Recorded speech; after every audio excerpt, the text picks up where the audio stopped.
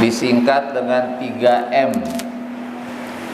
3M peran Al-Fikri di dalam kehidupan, baik di keluarga, di sekolah maupun di masyarakat.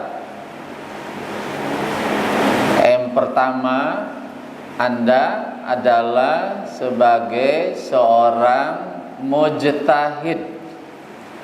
M pertama apa? Mujtahid. Artinya menjadi seorang pemikir, seorang ilmuwan, seorang cendekiawan, seorang alim, seorang ulama. Itu peran pertama. Anda seorang mujtahid, seorang pemikir, seorang ilmuwan, cendekiawan, orang yang paham ilmu, orang yang paham agama.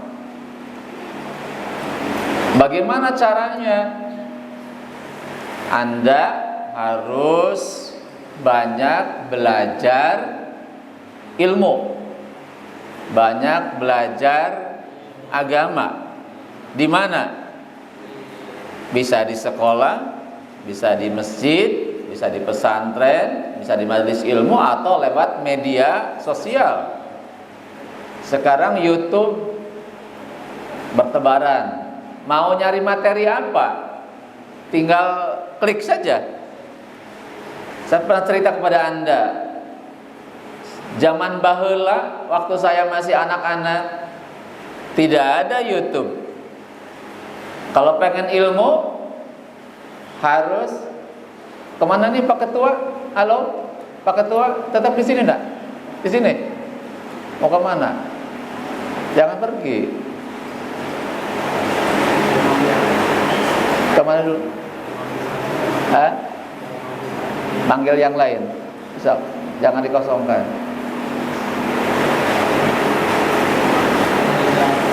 Dulu waktu saya SMA, kalau pengen ilmu harus datang langsung ke kiai.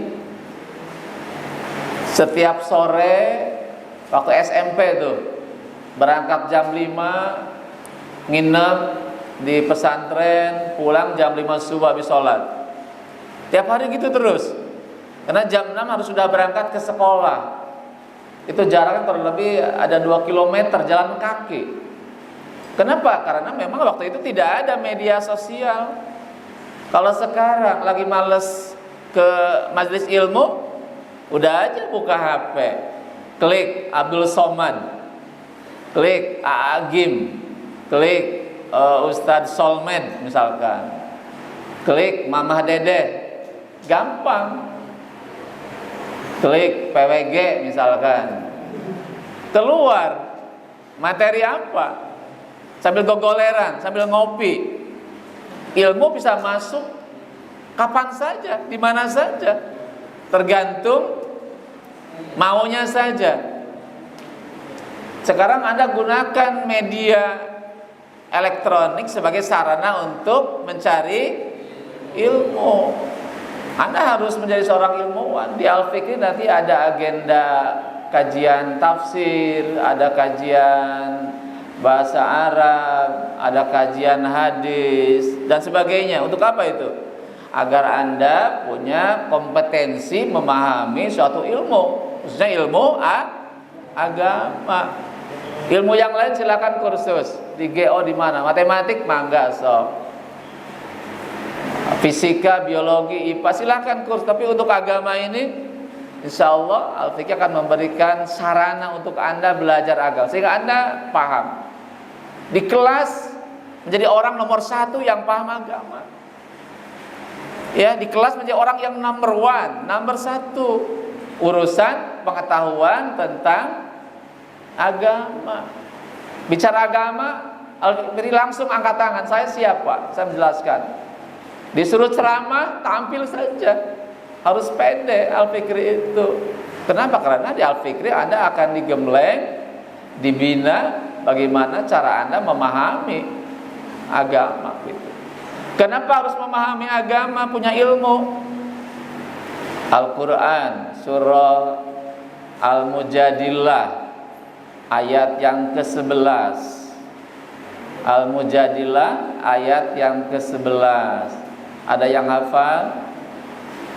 Langsung ke tengah saja. Kalau dari awal, ya ayyuhalladzina amanu idza qila lakum tafassahu fil majalis fafsahu yafsahillahu lakum wa idza qila suju fang suju.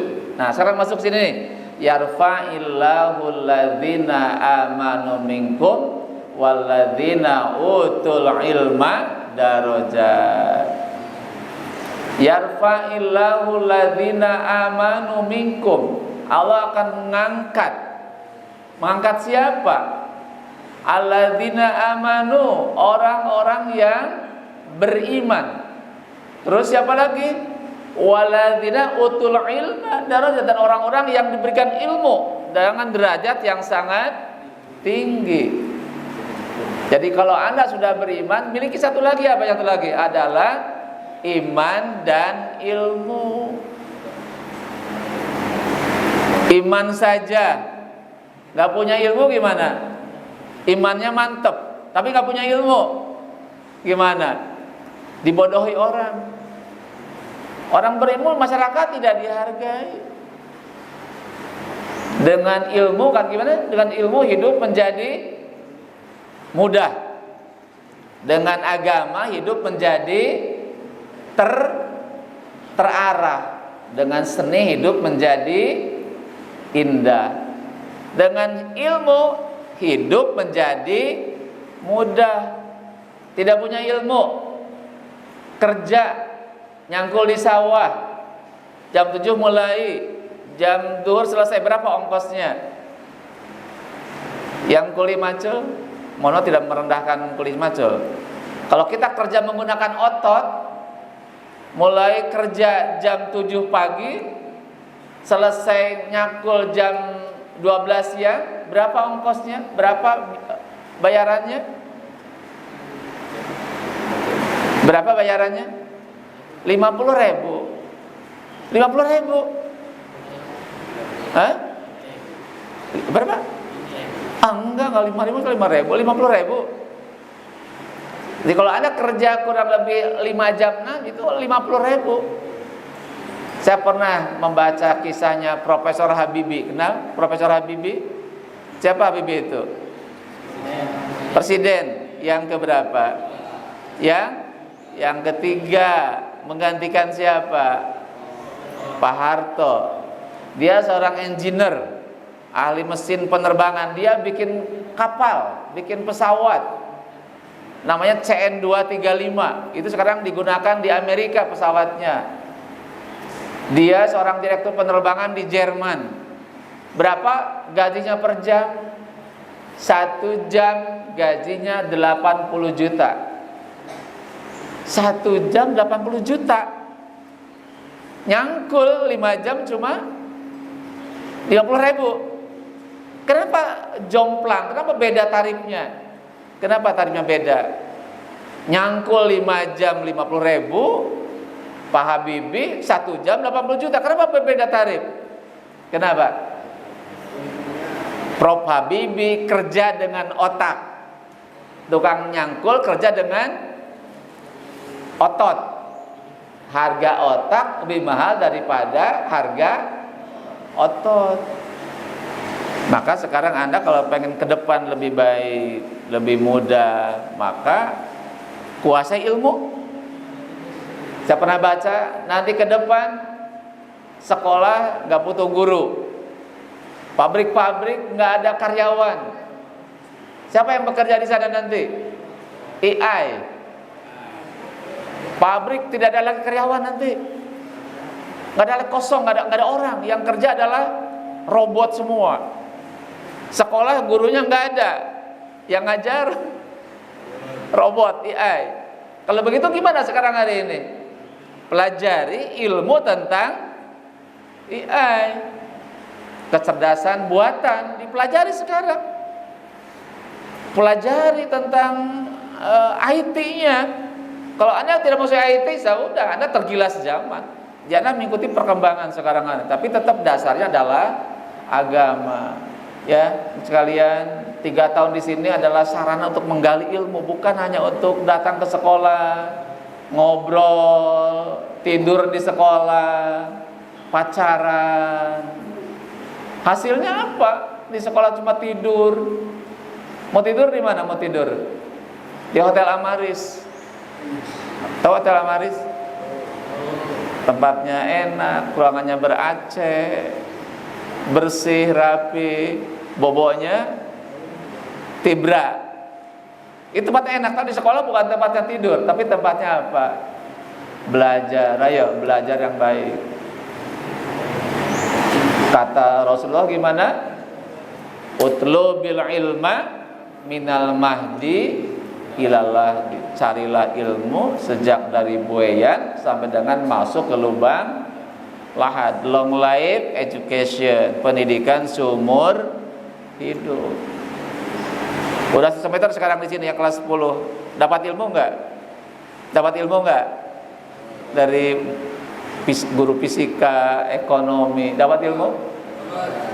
Dipahami apa yang diajarkan oleh guru-guru di sini? Ngerti? Harus paham.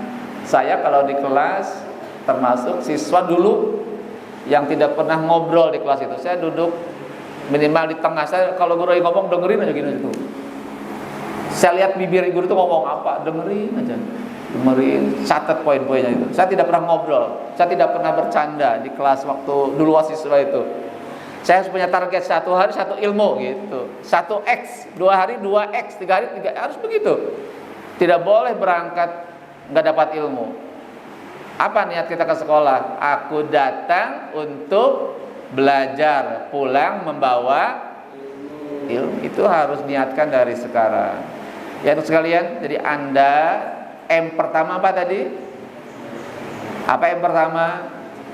Mujtahid. Apa itu mujtahid? Seorang pemikir, seorang ilmuwan, seorang cendekiawan, seorang intelektual. Otaknya isi dengan ilmu. Kalau MBG yang berisi perutnya. Kalau MBG. Kalau pendidikan gratis yang berisi otaknya, pilih mana? Makan gratis atau pendidikan gratis? Pilih yang mana?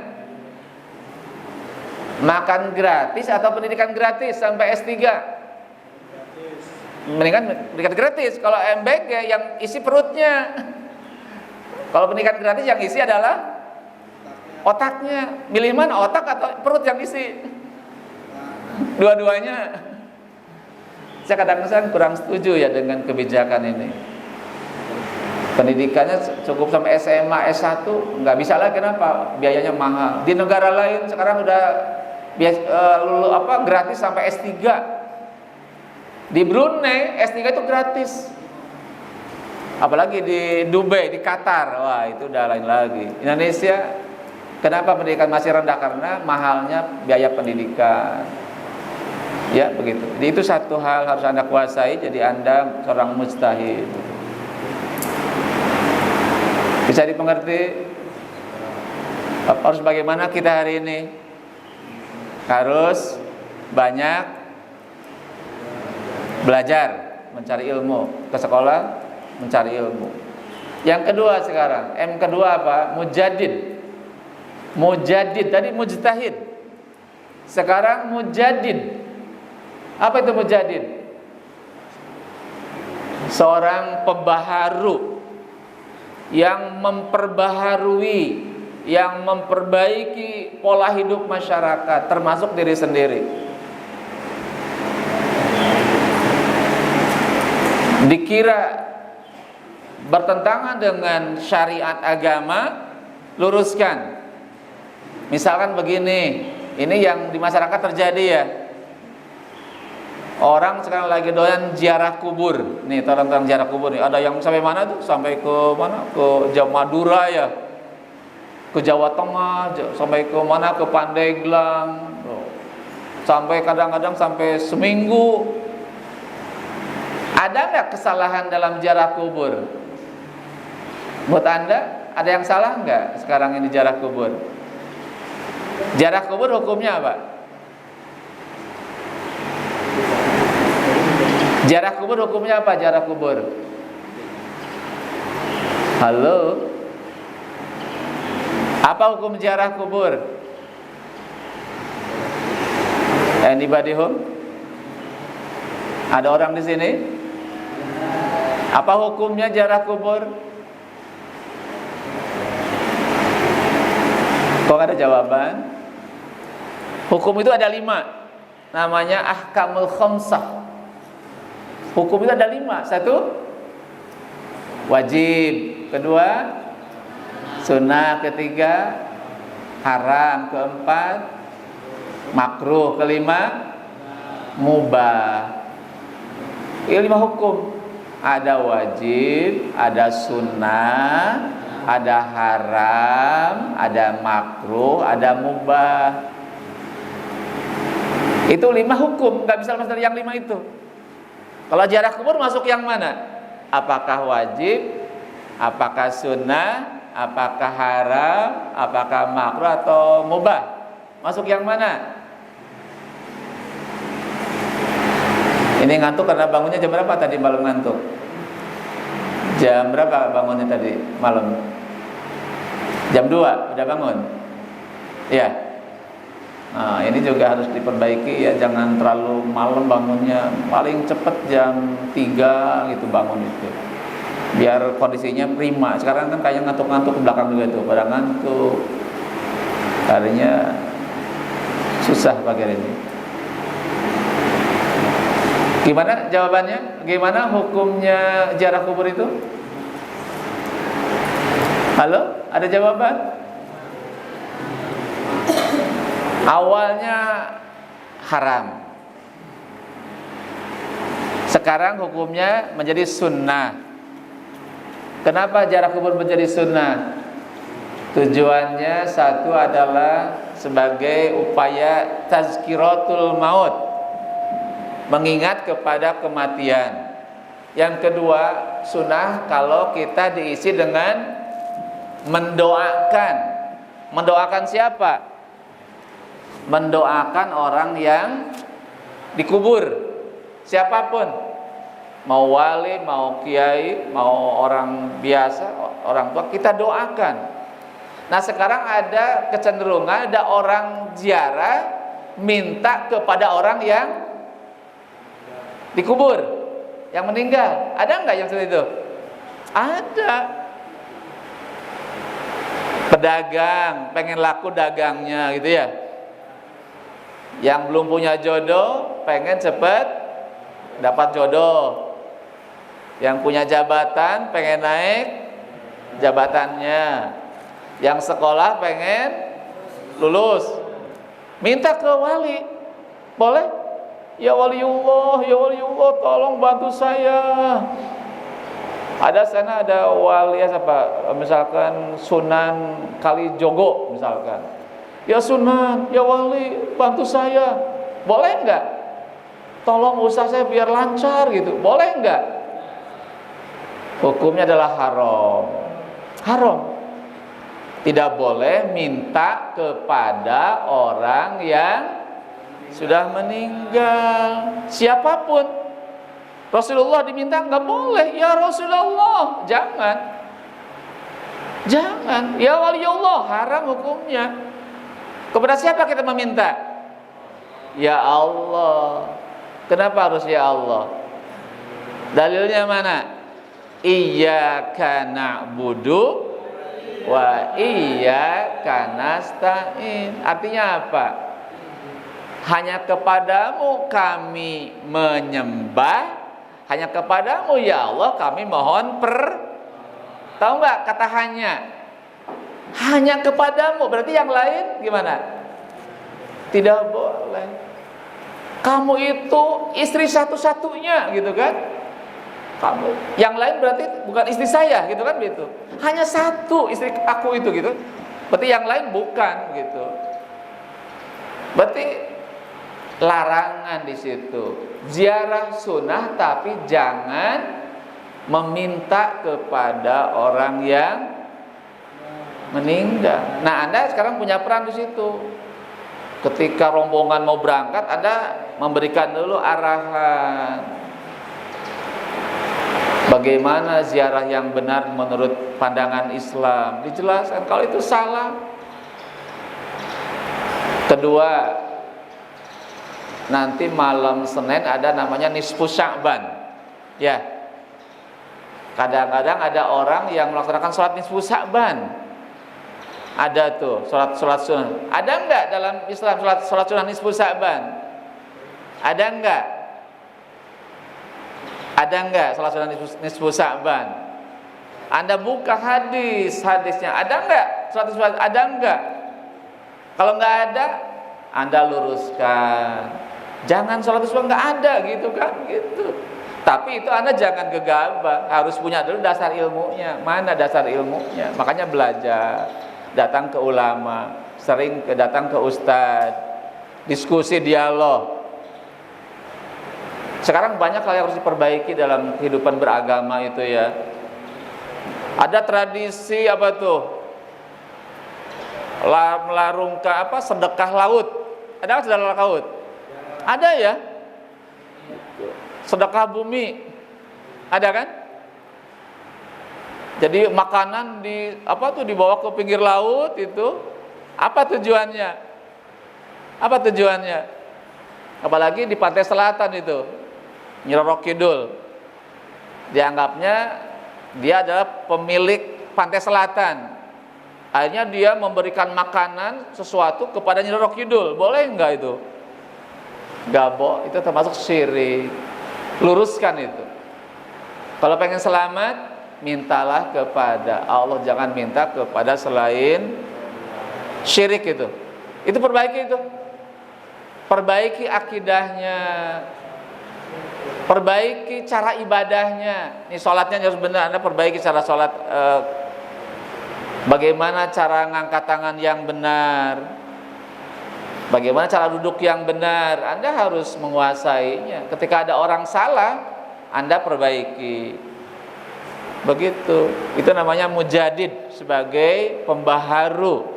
Tugasnya memperbaiki, menata agar sesuai dengan ajaran Islam. Tapi syaratnya Anda apa? Belajar dulu yang baik. Tanpa belajar, tidak tahu itu salah itu benar.